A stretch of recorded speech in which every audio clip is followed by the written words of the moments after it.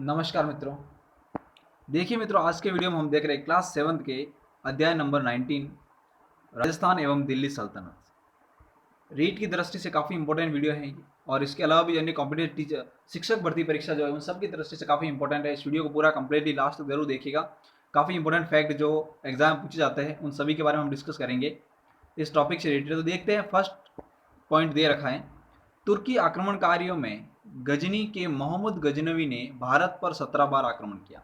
बहुत ही अच्छा क्वेश्चन बनता है, यहाँ से याद रखिए कि मोहम्मद गजनवी ने भारत पर कितनी बार आक्रमण किया, तो 17 बार आक्रमण किया। ये काफी इंपॉर्टेंट फैक्ट बन रहा है, याद रखिएगा इसे।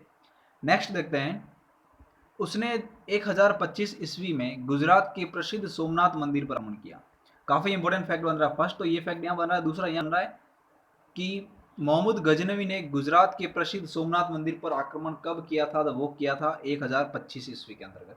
1025 ईस्वी के अंतर्गत। तो याद रखिएगा, दोनों फैक्ट काफी इंपॉर्टेंट है। चलिए नेक्स्ट फैक्ट देखते हैं। महमूद गजनवी के बाद गौर प्रदेश के मोहम्मद गौरी ने भारत पर आक्रमण किए और भारत में मुस्लिम साम्राज्य की स्थापना का बीजारोपण किया। काफी इंपॉर्टेंट क्वेश्चन है, मुस्लिम साम्राज्य की स्थापना का बीजारोपण भारत में कहां से हुआ या किसने किया, तो मोहम्मद गौरी ने। ये काफी इंपॉर्टेंट क्वेश्चन है। नेक्स्ट क्वेश्चन है मित्रों, सारे के सारे इंपॉर्टेंट फैक्ट बहुत पूछे जा चुके हैं और इन्हीं में से सारे एग्जाम में क्वेश्चन बनते हैं, तो कंप्लीटली पूरा वीडियो जरूर देखिएगा। नेक्स्ट देखिए, फैक्ट नंबर 3 है, तराइन का प्रथम युद्ध। तराइन का प्रथम युद्ध, इसके बारे में तो बहुत बार एग्जाम में क्वेश्चन पूछे जा चुके हैं और आगे भी काफी इंपॉर्टेंट क्वेश्चन बनते हैं, तो याद रखिएगा। तराइन का प्रथम युद्ध हुआ था 1191 के अंतर्गत। किसके मध्य हुआ था? पृथ्वीराज चौहान तृतीय और मोहम्मद गौरी के मध्य हुआ था, जिसमें मोहम्मद गौरी की पराजय का सामना करना पड़ा था। तराइन के प्रथम युद्ध में मोहम्मद गौरी की पराजय हुई थी और ये हुआ था पृथ्वीराज चौहान तृतीय और मोहम्मद गौरी के मध्य। कब हुआ था? 1191 के अंतर्गत। चलिए नेक्स्ट फैक्ट दे रखा है, तराइन के दूसरे युद्ध में, तराइन का द्वितीय युद्ध जो हुआ था वो कब हुआ था? 1112। किसके मध्य हुआ था? पृथ्वीराज चौहान तृतीय और मोहम्मद गौरी के मध्य। ये भी कॉमन ही बात है। नेक्स्ट, इसमें जो युद्ध हुआ था, इस युद्ध में पृथ्वीराज चौहान को हार का सामना करना पड़ा था। तो ये याद रखिए, काफी इंपॉर्टेंट फैक्ट है ये। चलिए नेक्स्ट फैक्ट दे रखा है, फैक्ट नंबर 5 है, भारत में मोहम्मद गौरी का अंतर्गत मोहम्मद गौरी का जो अंतिम अभियान था वो कब चलाया गया था, तो वो चला था 1206 ईस्वी के अंतर्गत। और किसके विरुद्ध था? खोखरों के विरुद्ध था। किसके विरुद्ध था? खोखरों के विरुद्ध। तो ये क्वेश्चन काफी इंपॉर्टेंट बनता है, इसलिए आप इसमें दो क्वेश्चन बन रहे हैं साथ में, दोनों क्वेश्चन याद रखिएगा। कौन कौन से? मोहम्मद गौरी का अंतिम अभियान कब था? 1206 ईस्वी में। किसके विरुद्ध था? खो के विरुद्ध। ठीक है, तो ये दोनों पॉइंट याद रखिएगा, एग्जाम में क्वेश्चन बन सकता है। चलिए नेक्स्ट क्वेश्चन है, दिल्ली सल्तनत की स्थापना। दिल्ली सल्तनत की स्थापना कब हुई थी? 1206 ईस्वी के। ठीक है, चलिए नेक्स्ट फैक्ट दे रखा है, हमीर देव चौहान। देखिए हमीर देव चौहान के बारे में कुछ फैक्ट हैं जो देख लेते हैं। हमीर देव वो रणथंबोर के चौहान शासकों में सर्वाधिक महत्वपूर्ण शासक था। कौन से चौहान शासक? रणथंबोर के चौहान शासक जो थे उनमें सर्वाधिक महत्वपूर्ण शासक थे कौन? हमीर देव चौहान। नेक्स्ट है, इसके बारे में हमें नयन और हमीर देव चौहान जो है उनके बारे में जो जानकारी हमें मिलती है वो मिलती है नयन चंद्र की जो एक कृति थी हमीर महाकाव्य उससे, और एक जोध कृति है हमीर रासो। तो यहाँ क्वेश्चन जो है, दो क्वेश्चन इस प्रकार से बन सकते हैं, इसलिए आप कंप्लीटली से याद रखिए, बहुत बार एग्जाम बना भी है। नयन चंद्र सूरी की कृति कौन सी? हमीर महाकाव्य। तो क्वेश्चन ऐसे बनता है कि हमीर महाकाव्य किसकी कृति है? नयन चंद्र सूरी की। और दूसरा है हमीर रासो। हमीर रासो किसकी कृति है? जोधराज कृत की।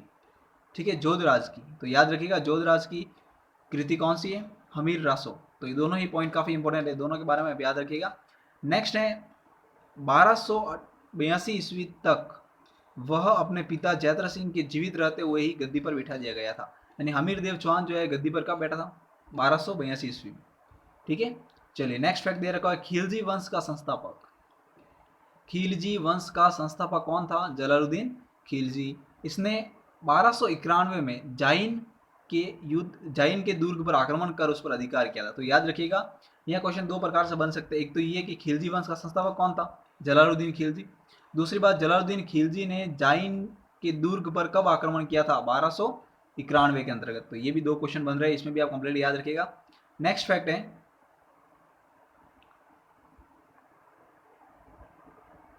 सॉरी ये फैक्ट थोड़ा रॉन्ग बन गया। चलिए नेक्स्ट फैक्ट देखते हैं। 1200 ईस्वी में 1200 ईस्वी में अपने चाचा जलालुद्दीन की हत्या कर अलाउद्दीन खिलजी दिल्ली का सुल्तान बना। तो याद रखिएगा अलाउद्दीन खिलजी जो है वो दिल्ली का सुल्तान कब बना था? 1296 के अंतर्गत। नेक्स्ट है, सुल्तान के आदेश पर उगल खान और नुसरत खान सेना लेकर रणथंभौर आए थे। याद रखिएगा कि जब अलाउद्दीन खिलजी ने आदेश दिया था तब वहाँ कौन कौन से दो सेनापति जो है वो सेना लेकर गए? उगल खान और नुसरत खान। ठीक है। नेक्स्ट है, 1301 ईस्वी में अलाउद्दीन का रणथंभौर पर अधिकार हो गया। अलाउद्दीन ने रणथंभौर पर कब अधिकार किया था? तो उसने किया था 1301 ईस्वी के अंतर्गत। चलिए अगला प्रश्न। नेक्स्ट फैक्ट है रावल रतन सिंह। अब देखिए रावल रतन सिंह के बारे में कुछ इंपॉर्टेंट फैक्ट बन रहे जो इसमें देखेंगे हम। 1302 ईस्वी में रावल रतन सिंह मेवाड़ की राजधानी चित्तौड़ में राज सिंहासन पर बैठा। तो क्वेश्चन यहाँ इंपॉर्टेंट बन रहा है 1302 ईस्वी में रावल रतन सिंह चित्तौड़ में राज सिंहासन पर कब बैठा था? तो 1302 ईस्वी के अंतर्गत। नेक्स्ट है, एक वर्ष के बाद में, एक वर्ष के अंदर ही जो है जैसे ये गद्दी पर बैठा उसके एक वर्ष के भीतर ही अलाउद्दीन खिलजी ने चित्तौड़ पर आक्रमण कर लिया था। नेक्स्ट है, अलाउद्दीन ने चित्तौड़ के समीप गंभीरी और बेडच नदी है यहाँ पे, बेडच नदी, गंभीरी और बेडच नदी के किनारे पर अपना शिविर स्थापित किया था। तो याद रखिए जब वो कौन अलाउद्दीन खिलजी जब चित्तौड़ पर आक्रमण के लिए आ रहा था तब उसने जो है किस नदियों के सहारे या किनारे पर अपना शिविर स्थापित किया था? ये क्वेश्चन बन सकता है। तो गंभीरी और बेडच नदी की। ठीक है, याद रखिएगा। नेक्स्ट फैक्ट है रावल रतन सिंह के सेनापति कौन थे? दो मुख्य सेनापति, गोरा और बादल। तो ये भी काफी इंपॉर्टेंट फैक्ट बनते हैं। याद रखिए गोरा और बादल किसके सेनापति थे? क्वेश्चन ऐसे ही बन सकता है। तो रावल रतन सिंह से। और ये भी बन सकता है कि रावल रतन सिंह के मुख्य सेनापति कौन थे? गोरा एंड बादल। नेक्स्ट है, रानी पद्मिनी के नेतृत्व में विशाल संख्या में स्त्रियों ने किले के अंदर जौहर किया था और चित्तौड़ का पहला जौहर था। तो क्वेश्चन ये भी बनता है कि चित्तौड़ का पहला जौहर किसके नेतृत्व में हुआ था? रानी पद्मिनी के नेतृत्व में। चलिए नेक्स्ट क्वेश्चन दिया हुआ है। नेक्स्ट फैक्ट है सरदार हमीर। अब देखिए सरदार हमीर कौन थे इनके बारे में।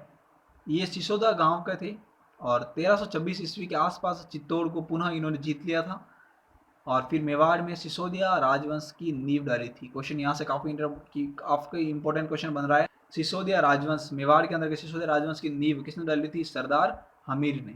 ठीक है। नेक्स्ट है कान्हड़ देव। कान्हड़ देव के बारे में देखते हैं।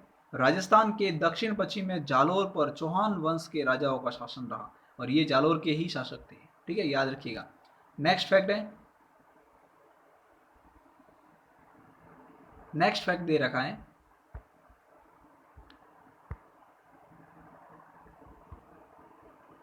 तो चौहान राजाओं का शासन था जालोर के अंतर्गत। इसके बाद नेक्स्ट फैक्ट देखते हैं 1305 ईस्वी में कान्हड़ देव जालोर का शासक बना। कान्हड़ देव जो है वो जालोर के शासक कब बने थे? तो वो जालोर के शासक बने थे 1305 ईस्वी के अंतर्गत। ठीक है। नेक्स्ट फैक्ट है 1308 ईस्वी में अलाउद्दीन ने जालोर के प्रवेश द्वार सिवाना पर आक्रमण किया। तो याद रखिएगा जालोर के किस प्रवेश द्वार पर 1813 में अलाउद्दीन ने आक्रमण किया था? तो वो था सिवाना। ये कई भी काफी इंपोर्टेंट क्वेश्चन बनता है। चलिए नेक्स्ट फैक्ट है महाराव शेखा। महाराव शेखा के बारे में तो देखिए राव शेखा 15वीं शताब्दी का एक अद्वितीय व्यक्तित्व था। कौन सी शताब्दी का? 15वीं शताब्दी के। उनका जन्म कब हुआ था? 1433 ईस्वी में हुआ था। वो कछवाहा वंश के संबंधित थे और आमेर शासक चंद्रसेन उनके बड़े भ्राता थे। याद रखिएगा राव शेखा के बड़े भ्राता का नाम क्या था? चंद्रसेन। ठीक है। नेक्स्ट है 1471 में दोनों भाइयों के मध्य, किसके मध्य? राव शेखा और चंद्रसेन के मध्य। कब? 1471 में चंद्रसेन और शेखा के मध्य युद्ध हुआ था। उस युद्ध में शेखा की विजय हुई थी। चलिए नेक्स्ट फैक्ट दिया हुआ है महाराणा कुंभा। महाराणा कुंभा के बारे में देखते हैं।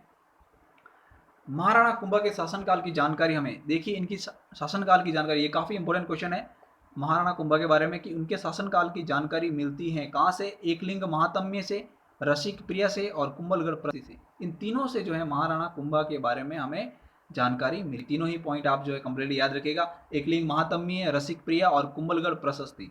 नेक्स्ट है 1433 ईस्वी में गद्दी पर बैठे थे। कौन? महाराणा कुंभा। गद्दी पर कब बैठे? 1433 ईस्वी के अंतर्गत। फिर महाराणा कुंभा ने 1437 ईस्वी में मालवा के सुल्तान महमूद खिलजी पर भीषण आक्रमण किया। महमूद खिलजी पर भीषण आक्रमण कब किया था? महाराणा कुंभा ने 1437 ईस्वी के अंतर्गत, मालवा के सुल्तान। ठीक है, याद रखिएगा। नेक्स्ट है दोनों सेनाओं के मध्य सारंगपुर के पास, और कहाँ हुआ था? सारंगपुर के पास में जोरदार संघर्ष हुआ था जिसमें मोहम्मद खिलजी की सेना परास्त हो गई थी। ठीक है, तो ये गांव का नाम, ये जो सारंगपुर नाम है ये भी आप याद रखिएगा। क्वेश्चन ऐसे बन सकता है कि महाराणा कुंभा और मालवा के सुल्तान मोहम्मद खिलजी के मध्य कब युद्ध हुआ था? तो 1437 के अंतर्गत हुआ था, और ये कहाँ हुआ था? सारंगपुर के पास, सारंगपुर के पास। तो ये भी स्थान का नाम आप याद रखिएगा। नेक्स्ट है, इसमें मोहम्मद खिलजी की सेना परास्त हुई थी। कुंभा ने भागती, और एक बात, जब ये सेना परास्त होकर भागने लगी तब कुंभा ने भागती हुई सेना का मांडू तक जो पीछा किया था। कहां तक किया था? मांडू तक।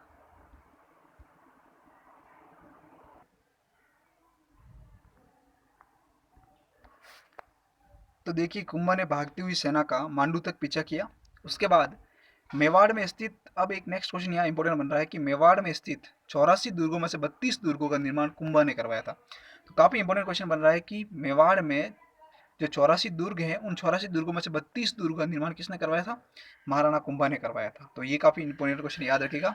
इसमें कुंभलगढ़ दुर्ग सबसे विशेष रूप से उल्लेखनीय है। कुंभलगढ़ दुर्ग सबसे ज्यादा विशेष रूप से उल्लेखनीय है, और जो अजय दुर्ग के नाम से भी जाना जाता है। याद रखिएगा, कुंभलगढ़ दुर्ग को अजय दुर्ग के नाम से भी जाना जाता है।